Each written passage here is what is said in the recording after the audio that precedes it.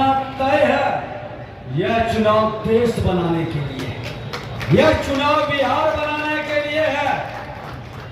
विकसित भारत की ओर कदम बढ़ चुका है और विकसित बिहार के संकल्प को साकार करना है। और देश के प्रधानमंत्री माननीय नरेंद्र मोदी जी और बिहार के मुख्यमंत्री माननीय नीतीश कुमार जी जनता के जनादेश का सम्मान करके जनताओं के भावनाओं के अनुरूप एनडीए की सरकार फिर से ला करके उस अराजकता को समाप्त करने का संकल्प लिए हैं। जो माननीय मुख्यमंत्री जी ने सदन में कहा कि ये तो समाजवादी का पुत्र था, हम तो सुधरने का मौका दिए थे, लेकिन ये लूटने से बाज नहीं आ रहा। नेचर सिग्नेचर नहीं बदलता है और वह व्यक्ति का आज भी वही स्वरूप है। माता पिता मुख्यमंत्री पूर्व मुख्यमंत्री का पुत्र यह कहते हुए सदन में अहंकार झलकता था कि कौन ऐसा भाग्यशाली है जिसका माता पिता पूर्व मुख्यमंत्री है। इसीलिए वे चार्टर्ड विमान पर जनता की गाढ़ी कमाई लूटकर बर्थडे मनाता है। केक की संस्कृति में पहुंच चुका है। वो सनातन की संस्कृति से दूर होते जा रहा है। वही व्यक्ति है जब सत्ता में था, मुख्यमंत्री तो हमारे पहले भी थे और आज भी हैं, लेकिन जब राजद सत्ता में आया था तो हमारा कुंदन पटेल का जेल के अंदर बंद किया गया। रामनवमी को बिहार के कई जिले में आतताइयों ने अत्याचार किया। दरभंगा के अंदर एक दलित के शव पर श्मशान में ले गया था जलाने के लिए, लाठियों से पीटा गया, शव पर पेशाब कर दिया। उसके हमारी मां बहनों के साथ जो बदतमीजी अत्याचार किया, नेता प्रतिपक्ष के नाते हमने कहा था सत्ता बदलेगी, व्यवस्था बदला जाएगा।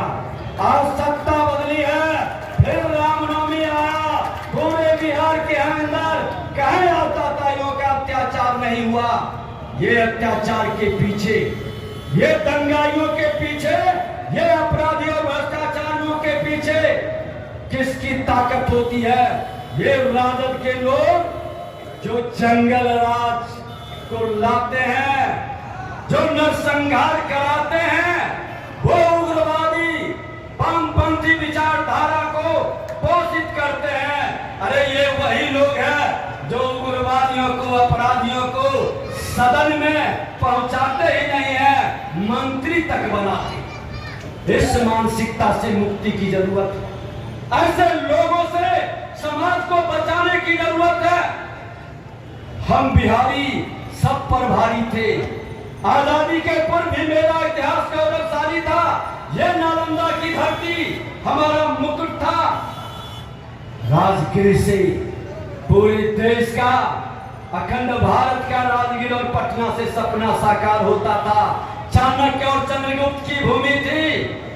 आजादी के समय भी श्री बाबू के बारे में अंग्रेजों ने लिखा कि देश में जब लाशें लटके आ रही थी और जा रही थी, बिहार में शांति था, लॉ एंड ऑर्डर में बिहार आगे था, किसानों के नहरीकरण में आगे था, झारखंड बिहार साथ था, औद्योगिकरण में हम आगे थे।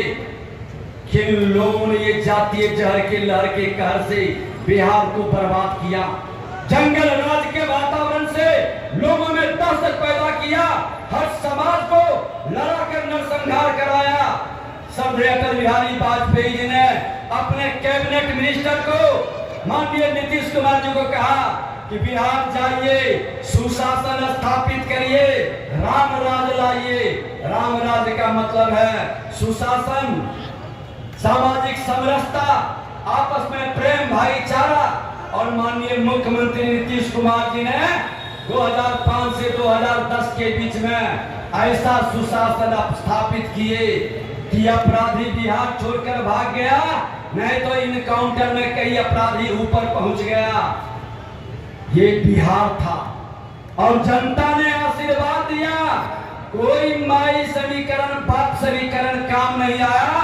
2010 में 22 सीट पर अराजक को सिमटा दिया। 22 सीट पर बिहार को जरूरत है फिर इसकी कि हर बिहारी शब्द को गाली किसने बनाया, बिहारी को बदनाम किसने किया। हमारा नौजवान जब सम्मान और स्वाभिमान से जीना चाहता था तो हर जात के अपराधियों के हाथ में हथियार थमाकर राजद के लोगों ने अपराधियों का साम्राज्य बनाया था। जो नौजवान स्वाभिमान से खड़ा होता था गोली का शिकार हो जाता था, और जब अपने भविष्य को बनाने के लिए दूसरे राज्य जाता था तो वहां गाली सुनना पड़ता था। श्रीमान लालू प्रसाद यादव के कारनामों के कारण बड़बोले पिता के बड़बोले पुत्र आज किस तरह से बिहार को बदनाम कर रहे हैं। उनकी बेटी कहती है सत्ता आएगी तो प्रधानमंत्री को जेल में बंद कर देंगे। अरे भ्रष्टाचारियों, तुम्हारी औकात और विसात क्या है जो एक परिवार से बाहर नहीं निकल सका, जो अपने जात को भी नहीं देख सका। अपने जात को अगर जो सम्मान देते तो माननीय राम कृपाल यादव जी जो राजद का हनुमान था, राजद को छोड़ के नहीं भागते, और जब उन्होंने पार्टी का त्याग किया था आंख में आंसू भर करके कहे थे कि पिता का चप्पल जूता उठाते उठाते अब बेटी का चप्पल जूता उठाने के लिए कह रहा है, बेटा का चप्पल जूता उठाने के लिए। अरे ये बिहार है, ये सम्मान से स्वाभिमान को बेचने वाला नहीं है और पद के लिए पैर पकड़ने वाला यहाँ का नौजवान नहीं है। उन्होंने छोड़ दिया और आज भाजपा के साथ 3 बार सांसद मंत्री भी बने, 4थी बार की तैयारी है। बिहार के मान सम्मान को बढ़ाने का, सबका साथ सबका विकास की भाव को साकार करने का, न्याय के साथ विकास को बढ़ाने का देश के प्रधानमंत्री नरेंद्र मोदी जी और बिहार के मुख्यमंत्री दोनों मिलकर के बिहार के भविष्य को बचाने के लिए, प्रतिभा का सम्मान करने के लिए, सामाजिक समरसता बढ़ाने के लिए आज जो संकल्प लिए हैं, हमारी आपकी जिम्मेवारी है कि हम बिहार को बेहतर बनाने के लिए ये राजद से मुक्त करें। आपके शहर बिहार शरीफ में आपका जाना पहचाना वही पुराना आर्यंस डांस एकेडमी अब नए अंदाज में खुल गया है, जहां बड़े हॉल में western folk classical, hip hop, contemporary, salsa, Zumba, aerobics आदि डांस का विधिवत एवं सर्टिफिकेट प्रशिक्षण दिया जा रहा है। तो देर ना करें, आज ही अपना नामांकन कराएं।